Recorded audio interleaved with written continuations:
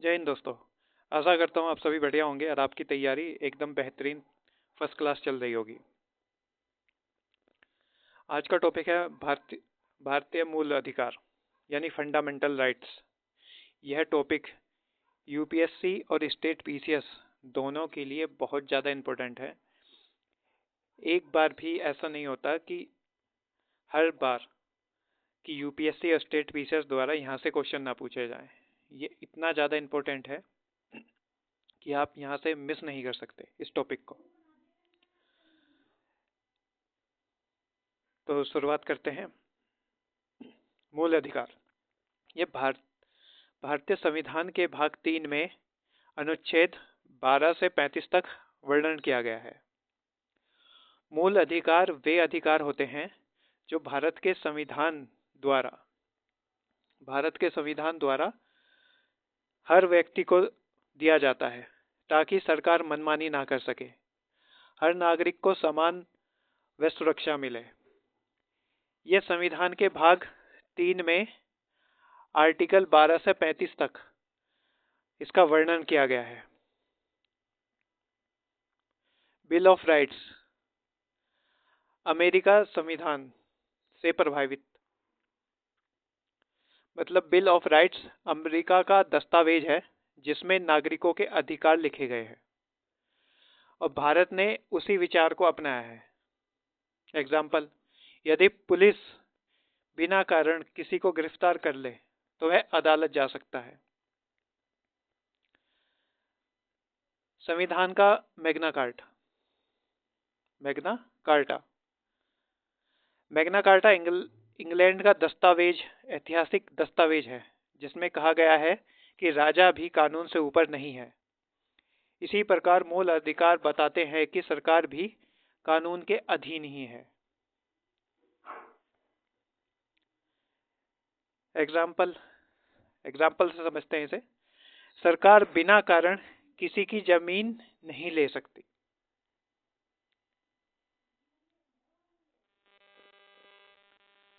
उद्देश्य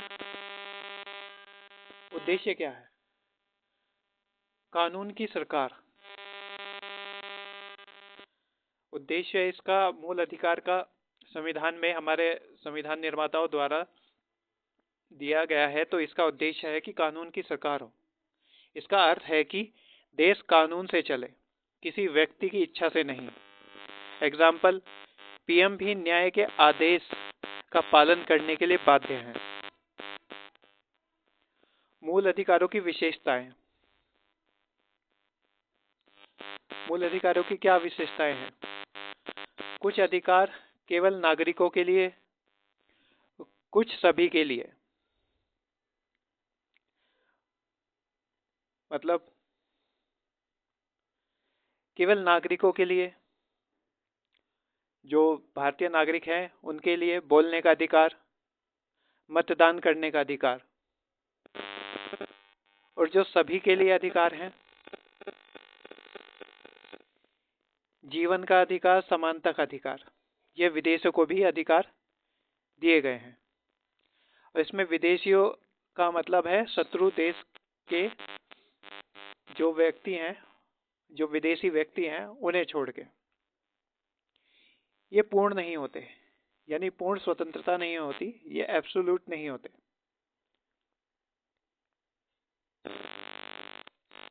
इन पर सरकार उचित प्रतिबंध लगा सकती है। एग्जाम्पल से समझते हैं।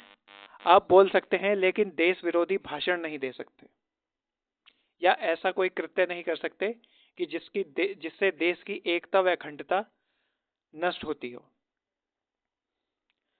राज्य के गलत निर्णय के विरुद्ध सुरक्षा। यदि सरकार गलत करे तो आप अदालत जा सकते हैं। कुछ नकारात्मक और कुछ सकारात्मक भी पक्ष हैं। जैसे नकारात्मक सरकार को रोकती है, सकारात्मक सरकार से सुविधा की मांग करती है। ये न्यायोचित है।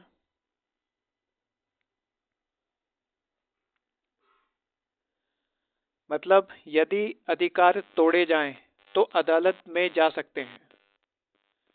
सर्वोच्च न्यायालय द्वारा संरक्षण, सुप्रीम कोर्ट द्वारा संरक्षण है, यह आर्टिकल 32 के तहत, और हाई कोर्ट में है आर्टिकल 226 के तहत। राज्य की परिभाषा, इस राज्य की परिभाषा आर्टिकल 12 में दी गई है। आर्टिकल 12 बताता है कि राज्य शब्द में कौन कौन सी संस्थाएं आती हैं और यह जरूरी क्यों है। क्योंकि मूल अधिकार केवल राज्य के विरुद्ध ही लागू होते हैं, इसलिए जरूरी है। इसलिए यह जानना जरूरी है, क्योंकि जो मूल अधिकार हैं वो राज्य के विरुद्ध होते हैं, और यह जानना इसलिए जरूरी है कि फिर राज्य की परिभाषा में कौन कौन आते हैं। राज्य में शामिल कौन कौन होते हैं, जैसे केंद्र सरकार में राष्ट्रपति, पीएम, संसद, सभी मंत्रालय, ये केंद्र सरकार में राज्य के परिभाषा के अकॉर्डिंग होते हैं। राज्य सरकार में राज्यपाल, सीएम और राज्य की विधानमंडल, ये सभी भी राज्य की परिभाषा के अंदर आते हैं। और स्थानीय निकाय जैसे नगर निगम, नगर पालिका, पंचायत, जिला परिषद, ये सभी भी राज्य की परिभाषा के अंदर आते हैं।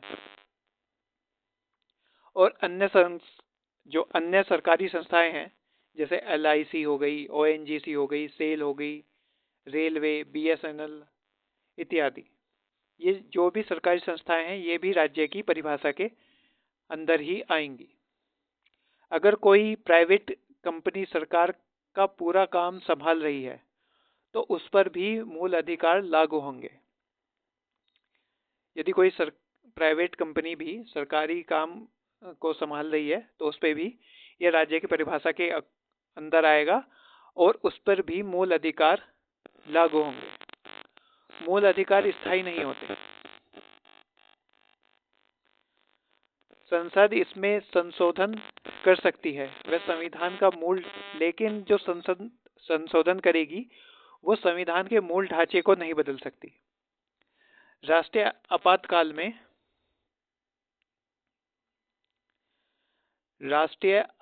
में मूल अधिकार स्थगित हो सकते हैं, लेकिन अनुच्छेद 20 और 21 को छोड़कर। यानी राष्ट्रीय आपातकाल में अनुच्छेद 20 और 21 को छोड़ के मूल अधिकार स्थगित किए जा सकते हैं। आर्टिकल 13, मूल अधिकार से संगत विधियां, मतलब कोई भी ऐसा कानून जो मूल अधिकार के खिलाफ है वह शून्य अमान्य होगा। यानी कोई भी संसद द्वारा या कोई भी कानून बनाया जाता है, अगर वह मूल अधिकार के खिलाफ है तो वह शून्य माना जाएगा। न्याय समीक्षा, यदि सरकार ऐसे कानून बना दे जो मूल अधिकारों को तोड़ता हो या कम करता हो या समाप्त करता हो तो अदालत उसे रद्द कर सकती है। यह अधिकार किसके अकॉर्डिंग? यह सुप्रीम कोर्ट को आर्टिकल 32 और हाई कोर्ट को आर्टिकल 226 के तहत दिया गया है। विधि में क्या क्या शामिल है? विधि में क्या क्या शामिल है? स्थानीय कानून, अस्थायी कानून, अध्यादेश और नियम आदेश, और प्रथा और रूढ़िवादी भी विधि में शामिल है। एग्जाम्पल समझते हैं। अगर सरकार ऐसा कानून बना दे कि यदि कोई भी सरकार की आलोचना नहीं करेगा तो यह अभिव्यक्ति की स्वतंत्रता के खिलाफ होगा और अदालत उसे रद्द कर सकती है। ये सभी टॉपिक जो आपको पढ़ाए जा रहे हैं, PDF में दिए जा रहे हैं, ये सभी टॉपिक बहुत ज़्यादा इम्पोर्टेंट है। यहाँ से UPSC और स्टेट PCS द्वारा मल्टीपल टाइम बार और बार बार क्वेश्चन यहाँ से हर बार पूछे जाते हैं। तो आप इसका एक भी टॉपिक मिस नहीं कर सकते। आपको एकदम शॉर्ट पीडीएफ में आपको प्रोवाइड कराए जा रहे हैं, जिससे आपको रिवीजन में, एग्जाम टाइम में रिवीजन करने में बहुत आसानी होगी। आपका ज़्यादा समय नहीं जाएगा। ये एकदम शॉर्ट नोट्स हैं और एक भी टॉपिक आपका जो भी यूपीएससी इम्पोर्टेंट है, यूपीएससी स्टेट पीसीएस द्वारा एक भी पॉइंट नहीं छूट रहा है आपका इससे बाहर कुछ नहीं जाएगा। सारे टॉपिक इनमें कवर किए जा रहे हैं। बस आपको इस टॉपिक का बार बार रिवीजन करना है और पीवाईक्यू टेस्ट लगाने हैं। आपका फिर यहाँ से एक भी क्वेश्चन गलत नहीं होगा और ना ही आपका यहाँ से बाहर जाएगा। ठीक है। मूल अधिकारों का वर्गीकरण। मूल अधिकारों को 6 भागों में बांटा गया है। समानता का अधिकार, यह आर्टिकल 14 से 18 में है। स्वतंत्रता का अधिकार आर्टिकल 19 से 22 में है। शोषण के विरुद्ध अधिकार, यह आर्टिकल 23 से 24 में है। धर्म की स्वतंत्रता आर्टिकल 25 से 28 में है। संस्कृति और शिक्षा संबंधित अधिकार 29 से 30 में दिए गए हैं। संवैधानिक उपचार, यह आर्टिकल 32 में दिया गया है। यह मूल अधिकारों का वर्गीकरण है। जो संपत्ति का अधिकार था वह आर्टिकल 31 में था, जिसे 44वां संविधान संशोधन के द्वारा 1978 में हटा दिया गया। अब यह विधिक कानूनी अधिकार है, जो कि आर्टिकल 300A में दिया गया है। समझते हैं समानता का अधिकार आर्टिकल 14 से 18, मतलब कानून की नजर में सभी बराबर हैं। एग्जाम्पल से समझते हैं। सरकारी नौकरी में किसी को भी जाति या धर्म के आधार पर मना नहीं किया जा सकता। स्वतंत्रता का अधिकार, यह आर्टिकल 19 से 22 में बताया गया है। इसमें बोलने की स्वतंत्रता, घूमने की स्वतंत्रता, पेशा चुनने की स्वतंत्रता है। यानी आप अपनी राय से सोशल मीडिया पर, जो भी आपकी राय है उसे सोशल मीडिया पर रख सकते हैं, लेकिन एक सीमा के अंदर। शोषण के विरुद्ध अधिकार, ये आर्टिकल 23 से 24 में दिया गया है। जब मतलब किसी से जबरदस्ती काम नहीं कराया जा सकता। बच्चे हैं, बच्चों से खतरनाक काम नहीं कराया जा सकता। एग्जाम्पल, कोई भी बच्चे को फैक्ट्री में मजदूरी पर नहीं रखा जा सकता। धर्म की स्वतंत्रता आर्टिकल 25 से 28, मतलब हर व्यक्ति को अपना धर्म मानने ना मानने, उसका प्रचार करने की आज़ादी है। एग्जाम्पल, कोई सरकार आपको जबरन किसी धर्म को अपनाने को नहीं कह सकती। संस्कृति और शिक्षा संबंधित अधिकार, ये आर्टिकल 29 से 30 में बताए गए हैं। मतलब अल्पसंख्यक अपनी भाषा,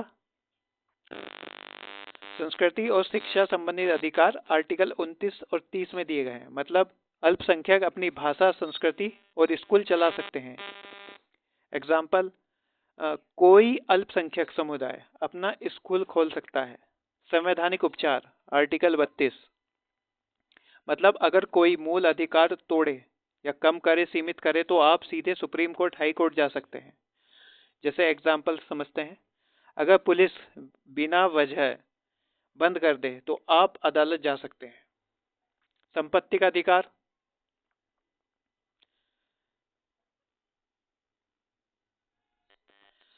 यह पहले मूल अधिकार का ही भाग होता था अनुच्छेद 31 के तहत, लेकिन इसे 44वां संविधान संशोधन द्वारा 1978 में हटा दिया गया। अब यह केवल कानूनी अधिकार है, जो कि आर्टिकल 300A में है। केवल नागरिकों को दिए गए अधिकार, जो केवल भारतीय सिटीजन है उनको दिए गए हुए अधिकार, ये अधिकार विदेशियों को नहीं मिलते। आर्टिकल 15, भेदभाव नहीं कर सकते। आर्टिकल 16, अवसर की समानता। आर्टिकल 19, इसमें 6 स्वतंत्रताएं दी गई हैं। आर्टिकल 29 भाषा व लिपि की स्वतंत्रता। आर्टिकल 30 शैक्षणिक संस्थान। और नागरिकों और विदेशियों दोनों को दिए गए हैं अनुच्छेद 14, 20, 21, 21A, 22, 23, 24, 25, 26, 27, 28 ये नागरिकों और विदेशी दोनों को मिले हुए हैं। यानी कि नागरिकों और विदेशी दोनों को मिले हुए हैं अनुच्छेद आर्टिकल 15 और अनुच्छेद 20 से 28 तक। और अनुच्छेद 21A ये सभी नागरिकों और विदेशी दोनों को मिले हुए हैं अधिकार। समानता का अधिकार। आर्टिकल 14 भारत के सामने सभी बराबर हैं। भारत के कानून के सामने सभी बराबर हैं और सभी को कानून का समान संरक्षण मिलेगा। यह अधिकार किसे मिलता है? जो आर्टिकल 14 है, यह आर्टिकल 14 है, वह किसे मिलता है? यह नागरिकों और विदेशों और कंपनी जैसी कानूनी संस्थाएं को भी यह अधिकार मिलता है। अनुच्छेद 14 के 2 भाग हैं, विधि के समक्ष समानता और विधि का समान संरक्षण। विधि के समक्ष समानता और विधि का समान संरक्षण।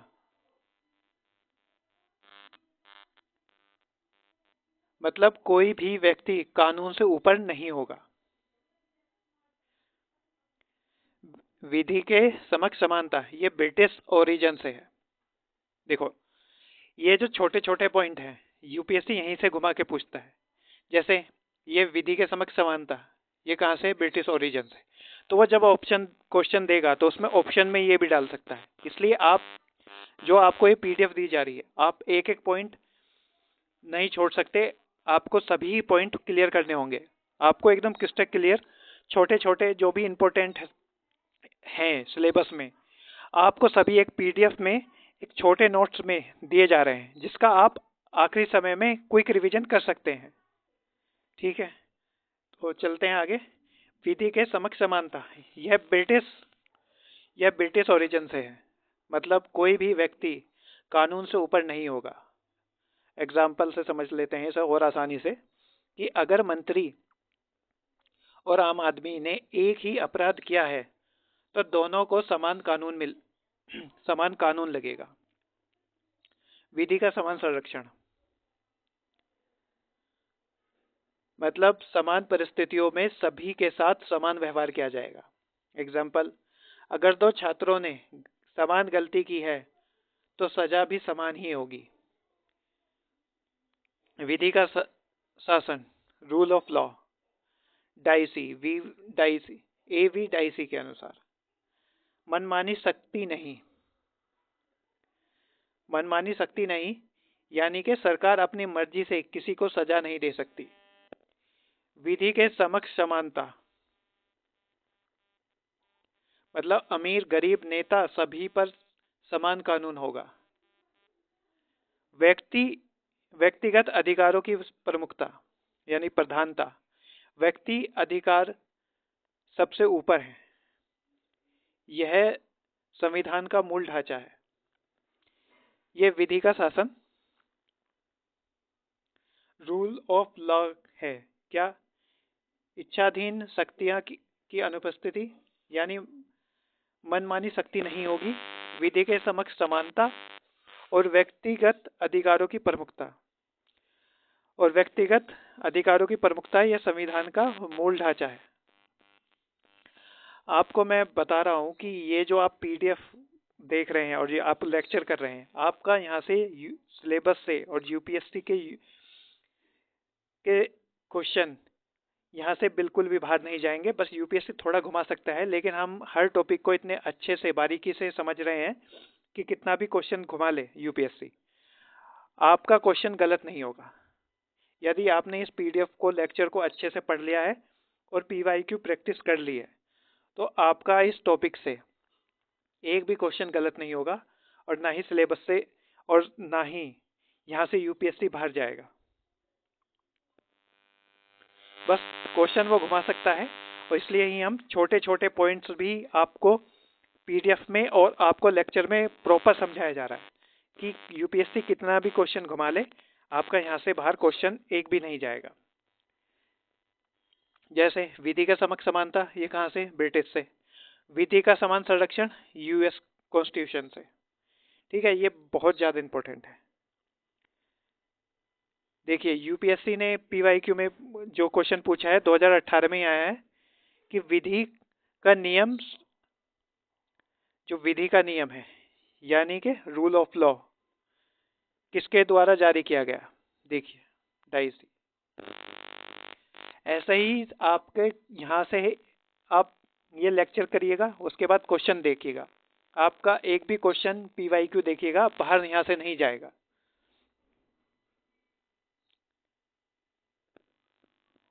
आगे चलते हैं। समानता के अपवाद।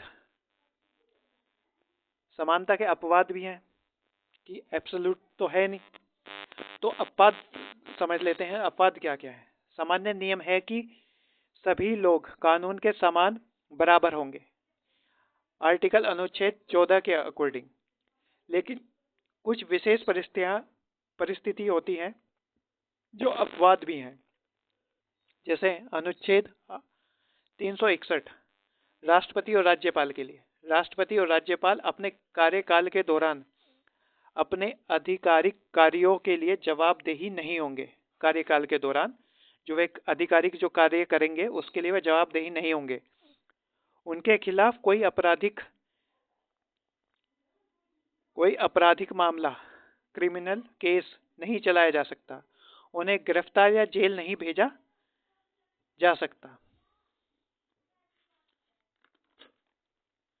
अगर राष्ट्रपति किसी निर्णय पर हस्ताक्षर करते हैं, एग्जाम्पल से समझ लेते हैं इसे और अच्छे से, कि अगर राष्ट्रपति किसी निर्णय पर हस्ताक्षर करते हैं तो उस फैसले के लिए उन पर कोर्ट में केस नहीं चलाया जा सकता। मतलब यह पद की गरिमा और स्वतंत्रता के लिए आवश्यक है। 2. संसद विधानमंडल में कही गई बातें आर्टिकल 105 और 194 के तहत, यानी संसद या विधानमंडल में, संसद या विधानमंडल में एक संसद द्वारा और विधायक द्वारा सदन में जो बोलते हैं उसके लिए उन पर कोर्ट में केस नहीं किया जा सकता। एग्जाम्पल समझते हैं। अगर कोई सांसद संसद में सरकार की आलोचना करता है तो उस भाषण के लिए उस पर मानहानि का केस नहीं किया जा सकता, आर्टिकल 105 और 194 के तहत। अनुच्छेद 31C ये क्या कहता है? जहां अनुच्छेद 31C लागू होगा वहां अनुच्छेद 14 समानता लागू नहीं होगा। ठीक है, 31C मतलब कुछ विशेष कानून को समानता के अधिकार मतलब आधार पर चुनौती नहीं दी जा सकती। ठीक है, ये आर्टिकल 14 के अपवाद हैं। और यहाँ से क्वेश्चन मैं बार बार बोल रहा हूँ आपको, ये पीडीएफ पूरी इंपॉर्टेंट है, लेक्चर बहुत इंपॉर्टेंट है। आपका यहाँ से एक भी क्वेश्चन बाहर नहीं जाएगा, बस आपको मल्टीपल टाइम रिवीजन करना है और पीवाईक्यू क्वेश्चन लगाने हैं, प्रैक्टिस करनी है। और प्रैक्टिस के लिए आप हमारे टेलीग्राम पर जुड़ सकते हैं, वहाँ पर टॉपिक वाइज हर सब्जेक्ट के क्वेश्चन आपके कराए जा रहे हैं। वहाँ लेक्चर यहाँ से देखिए, पीडीएफ के नोट्स बनाइए और पीडीएफ आपको हमारे टेलीग्राम चैनल पर मिल जाएगी। और इन सब की सब्जेक्ट की प्रैक्टिस के लिए, पीवाईक्यू प्रैक्टिस के लिए आप हमारे टेलीग्राम ग्रुप से जुड़ जाइए। वहाँ पर हम सीडीएस, वहाँ पर हम यूपीएससी द्वारा जितने भी एग्जाम लिए जाते हैं और स्टेट पीसीएस द्वारा जो भी क्वेश्चन पीवाईक्यू में अब तक पूछे गए हैं वो आपको सभी वहाँ पे प्रैक्टिस प्रॉपर कराई जाती है, हर सब्जेक्ट के टॉपिक वाइज और full length subject wise test और मिक्स टेस्ट, जिससे आपके सब्जेक्ट इतना मजबूत कर दिया जाएगा कि यूपीएससी द्वारा कितना भी क्वेश्चन घुमा के पूछ लें आप उसको समझने में और हल करने में सक्षम होंगे। आर्टिकल 15 राज्य किसी नागरिक के आर्टिकल 15 बताता है कि भेदभाव निषेध। इसमें क्या है, यानी राज्य किसी नागरिक के साथ सिर्फ इन आधारों पर भेदभाव नहीं करेगा कि वह किसी धर्म का है या जाति का है, मूल वंश का है, लिंग या जन्म के स्थान पर भेदभाव नहीं किया जा सकता। एग्जाम्पल समझते हैं। यदि सरकार यह नहीं कह सकती कि केवल एक खास धर्म के लोगों को ही सरकारी नौकरी दी जाएगी, या सार्वजनिक स्थानों पर समानता का अधिकार, मतलब किसी को भी इन जगहों पर जाने से नहीं रोका जा सकता, जैसे दुकान, होटल, पार्क, कुआं, तालाब, सड़कें इत्यादि। एग्जाम्पल समझते हैं। किसी व्यक्ति को उसकी जाति के कारण होटल, मंदिर या किसी भी स्थान पर जाने से रोका नहीं जा सकता। लेकिन इसके कुछ अपवाद भी हैं आर्टिकल 15 के। अब यहाँ एक महत्वपूर्ण बात यह है कि समानता का मतलब यह नहीं है कि सबके साथ बिल्कुल एक जैसा व्यवहार हो। जरूरत के हिसाब से विशेष व्यवस्था की जा सकती है, यानी कुछ जरूरत के हिसाब से किसी के भी लिए एक विशेष व्यवस्था की जा सकती है। जैसे महिलाओं, बच्चों को विशेष व्यवस्था दी जा सकती है।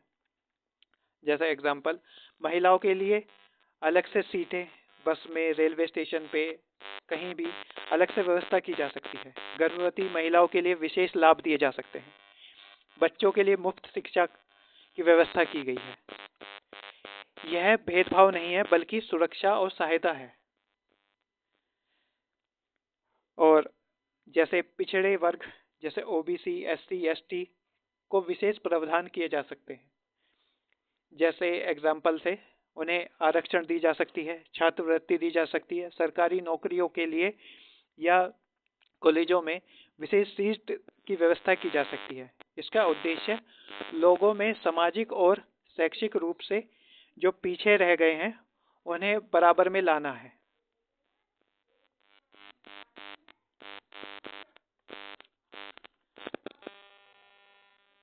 बहुत आसान शब्दों में पूरा मतलब समझते हैं। मतलब यह है कि कानून सबके लिए बराबर है, लेकिन जरूरतमंद लोगों के लिए विशेष व्यवस्था की जा सकती है। राष्ट्रपति और राज्यपाल को पद के दौरान कुछ विशेष सुरक्षा मिल सकती है। मतलब जो अभी हमने पढ़ा उसका रिवीजन एक बार फिर से देख लेते हैं कि कानून सबके लिए बराबर है, लेकिन जरूरतमंद लोगों के लिए विशेष व्यवस्था की जा सकती है। राष्ट्रपति और राज्यपाल को पद के दौरान कुछ विशेष सुरक्षाएं मिलती हैं। शैक्षणिक संस्थाओं में आरक्षण। इसका मतलब है कि कॉलेज और यूनिवर्सिटी में कुछ सीटें विशेष वर्गों के लिए सुरक्षित रखी गई हैं, ताकि उन्हें पढ़ाई में समान अवसर मिल सके। 93वां संविधान संशोधन 2005, इसके तहत निजी शिक्षण संस्थाओं में भी एससी, एसटी, ओबीसी के लिए आरक्षण की व्यवस्था की गई है। 2006 के कानून के अनुसार ओबीसी के लिए 27% आरक्षण तय किया गया है केंद्रीय संस्थाओं में। एग्जाम्पल से समझते हैं। अगर किसी कॉलेज में 100 सीटें हैं तो 27 सीटें ओबीसी छात्रों के लिए सुरक्षित होंगी। आर्थिक रूप से कमजोर वर्ग, यानी आर्थिक जो सक्षम नहीं है लोग, ईडब्ल्यूएस, आर्थिक रूप से कमजोर वर्ग ईडब्ल्यूएस के लिए 103वां संविधान संशोधन 2019 में किया गया। आर्थिक रूप से कमजोर लोगों के लिए 10% आरक्षण की व्यवस्था की गई। यह 10% आरक्षण पहले से ही चल रहे आरक्षण से अलग होगा, यानी अतिरिक्त होगा। यानी कि जो पहले आरक्षण चल रहे हैं ओबीसी, एसटी, एसटी, इन सभी के जो आरक्षण हैं उनसे हटके, मतलब उनसे अलग होगा ये 10% आरक्षण। ईडब्ल्यूएस के लिए शर्तें क्या है? मतलब ये किन्हें आरक्षण दिया जाएगा, किन लोगों को?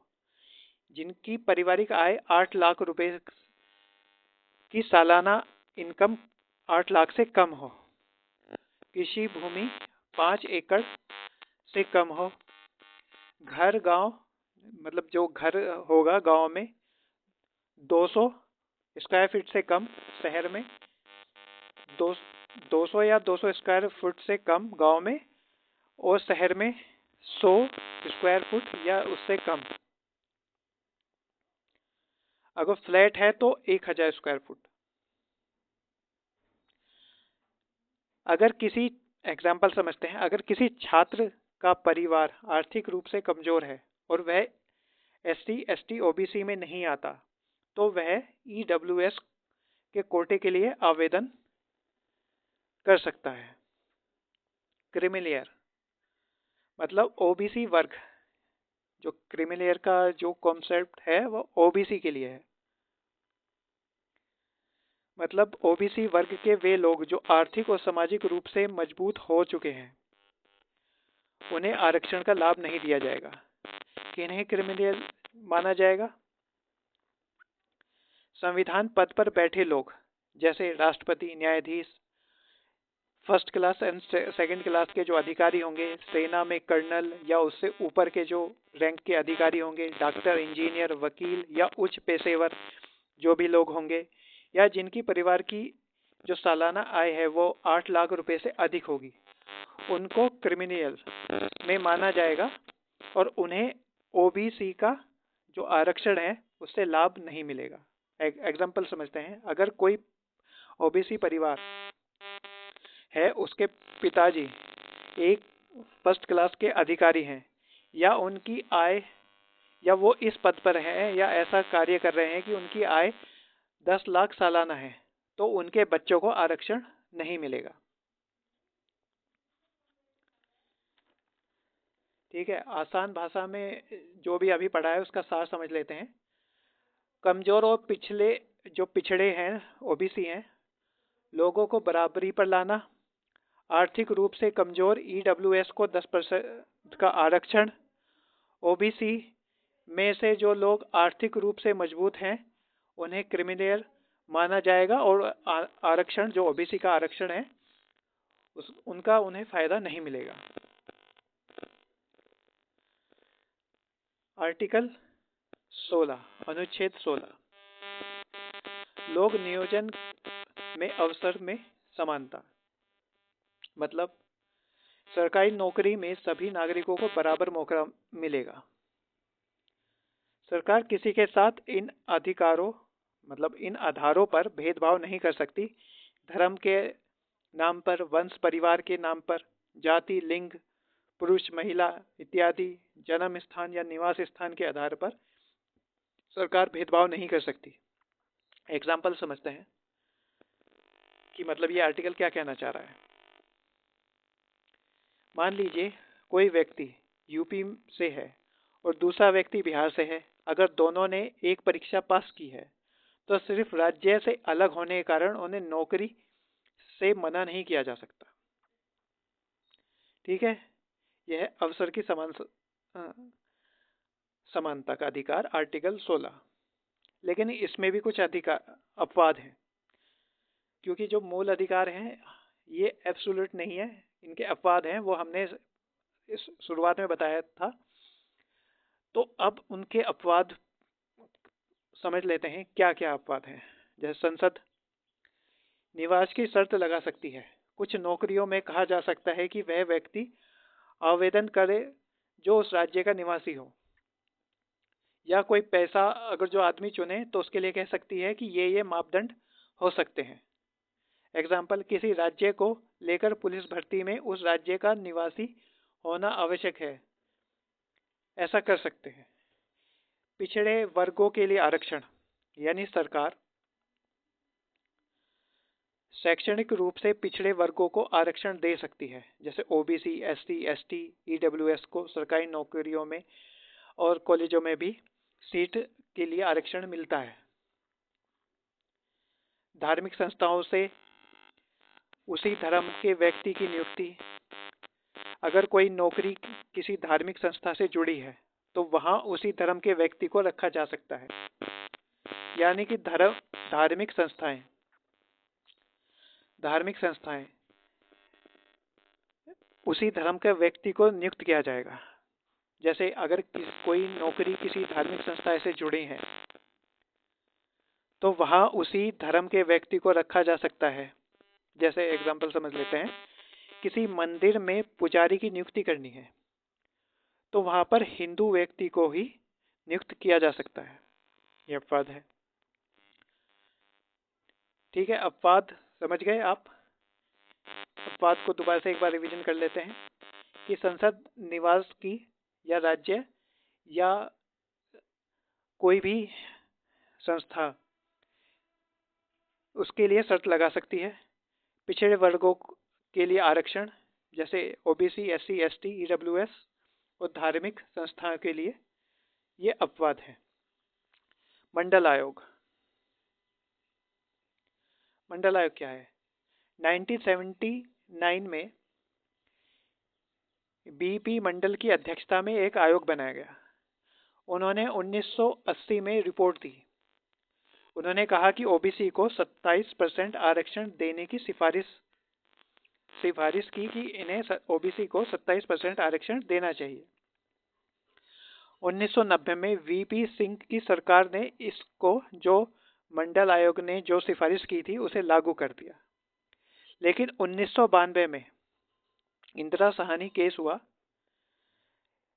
सुप्रीम कोर्ट के इसमें महत्वपूर्ण फैसले आए। इसमें क्या था कि कुल आरक्षण 50% से ज़्यादा नहीं होना चाहिए, यानी आरक्षण मिलाकर जो भी सभी आरक्षण हैं वे 50% से अधिक ऊपर नहीं होने चाहिए। जैसे एग्जांपल, एससी को 15% आरक्षण, एसटी को 7.5% आरक्षण और ओबीसी को 27% आरक्षण की व्यवस्था है।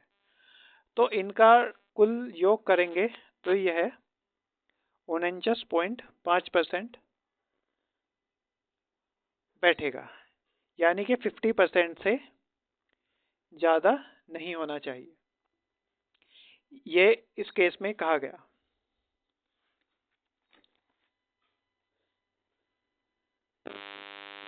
क्रिमिलियर को आरक्षण नहीं मिलेगा। मतलब इसी केस में बताया गया कि ओबीसी में जो लोग आर्थिक रूप से मजबूत हो चुके हैं उन्हें आरक्षण नहीं मिलेगा। पदोन्नति यानी प्रमोशन में भी आरक्षण नहीं मिलेगा। इस केस में कहा गया कि प्रमोशन में आरक्षण नहीं दिया जाएगा। ठीक है, अभी जो हमने पढ़ा उसका फिर रिवीजन कर लेते हैं क्विक।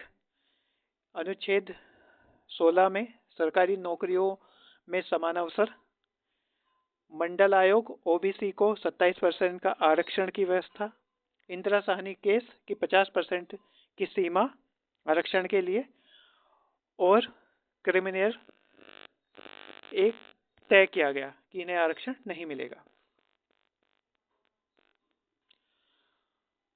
पदोन्नति में आरक्षण और अस्पृश्यता।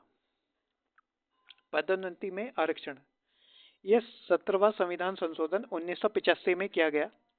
इसमें कहा एससी एसटी को सरकारी नौकरी में प्रमोशन यानी पदोन्नति में आरक्षण दिया जाएगा। मतलब अगर कोई एससी एसटी कर्मचारी नौकरी में है तो उसे आगे पद बढ़ाने के लिए प्रमोशन में आरक्षण का लाभ मिल सकता है। जैसे एग्जाम्पल, कोई व्यक्ति है, राम मान लेते हैं, वह एससी वर्ग से है, सरकारी क्लर्क है। जब वह ऑफिस में अधिकारी बनने का प्रमोशन होगा तो उसे आरक्षण का लाभ मिल सकता है। 85वां संविधान संशोधन 2001 में, इसमें परिणामी वरिष्ठता इसका प्रावधान किया गया। मतलब अगर किसी एससी एसटी कर्मचारी का प्रमोशन आरक्षण से मिलता है तो उसकी वरिष्ठता भी उसी हिसाब से मानी जाएगी। यानी उसका जो सीनियर सिटी जो होगी, वरिष्ठता होगी, उसे भी उसी हिसाब से मानी जाएगी। जैसे एग्जांपल समझ लेते हैं और अच्छे से समझ में आएगा। जैसे मोहन एक व्यक्ति है, एससी का है, और सोहन जनरल व्यक्ति का है, साथ में भर्ती हुए हैं। मोहन का आरक्षण से पहले प्रमोशन मिल गया तो उसे वरिष्ठता में भी मोहन से ऊपर रहेगा। वो मतलब वह सीनियर रहेगा, उससे ऊपर रहेगा। ठीक है। 81वां संविधान संशोधन यह 2000 में हुआ। इसमें बैकलॉग की जो रिक्तियां हैं, मतलब खाली पड़ी रह गई अगर आरक्षित सीट है, तो उनको 50% की सीमा से बाहर रखा गया है। यह अनुच्छेद आर्टिकल 16(4)(b) में है। मतलब अगर पिछले सालों की आरक्षण सीटें खाली रह गई तो उन्हें अगले साल भरा जा सकता है, भले ही कुल आरक्षण जो टोटल आरक्षण है 50% से ऊपर क्यों ना चला जाए। एग्जाम्पल समझते हैं। अगर किसी साल 5 आरक्षित सीटें खाली रह गई तो अगली साल उन्हें अलग से भरा जा सकता है। ठीक है। अस्पृश्यता का अंत। आर्टिकल 17 यानी छुआछूत को खत्म करने के लिए आर्टिकल 17 मतलब अस्पृश्यता, छुआछूत को खत्म कर दिया गया है। इसे मानना या करना कानूनी अपराध माना जाएगा। संविधान में अस्पृश्यता शब्द की परिभाषा नहीं दी गई है, लेकिन इसका मतलब छुआछूत की प्रथा है उससे संबंधित है। मतलब नागरिक अधिकार संरक्षण अधिनियम 1955 के तहत क्या कहा गया है? अगर कोई व्यक्ति छुआछूत करता है तो वह दंडनीय अपराध होगा। एग्जाम्पल, अगर कोई व्यक्ति किसी को मंदिर में जाने से रोकता है सिर्फ किसी जाति के कारण, तो यह अपराध माना जाएगा और उसे सजा हो सकती है। यह एक दंडनीय अपराध होगा। दोषी व्यक्ति चुनाव नहीं लड़ सकता। मतलब अगर कोई व्यक्ति छुआछूत के अपराध में दोषी पाया जाता है, यानी उस पर दोषी सिद्ध हो गया है, तो वह संसद या विधानसभा का चुनाव नहीं लड़ सकता। ठीक है। रिवीजन कर लेते हैं अभी जो पढ़ा। 77 वह संविधान संशोधन SC/ST को प्रमोशन में आरक्षण की व्यवस्था करता है। 85वां संशोधन यह प्रमोशन के साथ वरिष्ठता नियम को, वरिष्ठता जो पदोन्नति है, वरिष्ठता का जो अधिकार है उसमें देता है, सुविधा देता है, अधिकार देता है। 81वां संविधान संशोधन ये बैकलॉग सीट में 50% सीमा को बाहर करता है, यानी 50% से ऊपर की आरक्षण जा सकता है। और आर्टिकल 17 यह छुआछूत को पूरी तरह से खत्म और दंडनीय अपराध बताता है। ठीक है। देखिए क्वेश्चन 2020 में पूछा गया, अस्पृश्यता का संविधान में परिभाषित नहीं किया गया है। ठीक है। आप इस लेक्चर को अच्छे से पढ़िए। PDF आपको हमारे टेलीग्राम चैनल पर मिलेगी, निष्कर्ष एकेडमी 009। आप चैनल के डिस्क्रिप्शन में भी जा सकते हैं, वहाँ पर भी आपको हमारी ID मिल जाएगी टेलीग्राम की, वहाँ जुड़ सकते हैं आप। वहाँ पर आपने जैसा अभी ये टॉपिक पढ़ा, आप इसकी प्रैक्टिस करनी है तो वो आप हमारे टेलीग्राम चैनल से जुड़ जाइए। वहाँ पर आपको हर सब्जेक्ट की टॉपिक वाइज आपको सभी PYQ क्वेश्चन, जिसमें UPSC द्वारा जितने भी एग्जाम लिए जाते हैं, EPFO, CDS, NDA और जो भी एग्जाम लिए जाते हैं उनकी सभी और सभी स्टेट PCS के क्वेश्चन की हर सब्जेक्ट की टॉपिक वाइज इतने क्वेश्चन की प्रैक्टिस कराई जाती है कि जिससे आपका यहाँ से टॉपिक क्लियर हुआ और फिर उसकी प्रैक्टिस आप वहाँ से कर सकते हैं। इस प्रकार आपका टॉपिक एकदम 100% कवर हो जाएगा। आपके फिर यहाँ से टॉपिक एक भी बाहर नहीं जाएगा। UPSC चाहे कितना भी क्वेश्चन घुमा ले, आपका क्वेश्चन होगा ही नहीं। आप गलती से भी गलती नहीं कर पाएंगे। आपकी इतनी प्रैक्टिस कराई जाएगी। आपकी हर सब्जेक्ट को लेकर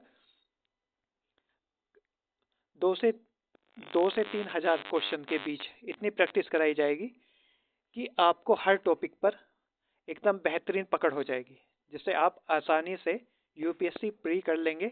और ये जो आपको पीडीएफ दी जा रही है, लेक्चर दिए जा रहे हैं, ये प्री मेंस दोनों के लिए हैं, जिसमें आपकी कोई दिक्कत नहीं आएगी। ठीक है। अगर आप कोई भी अपनी राय देना चाहते हैं तो आप हमारे कमेंट बॉक्स में राय दे सकते हैं। और धन्यवाद।